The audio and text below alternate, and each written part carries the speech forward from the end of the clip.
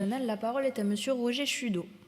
Nous avons enfin les articles clairement contre-productifs, voire attentatoires aux libertés. Je veux parler des articles 49 et suivants qui modifient radicalement le régime de l'instruction en famille. On se souvient, n'est-ce pas, que l'objet central de la loi était la lutte contre le séparatisme et l'islamisme radical. Certes, mais quel rapport avec l'instruction en famille? Sur quel fondement? Quelles études? Quelles enquêtes a-t-on établi une corrélation entre séparatisme islamiste et instruction à la maison? Sur aucun, évidemment, car il n'existe aucune corrélation, aucun rapport.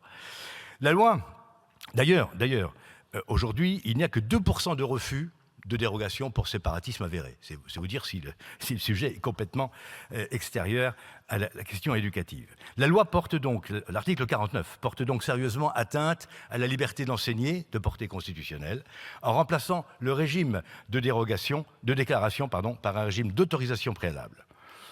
Tout se joue avec le motif de dérogation numéro 4, dont la formulation est tellement léonine qu'elle donne lieu dans les administrations académiques aux interprétations les plus diverses.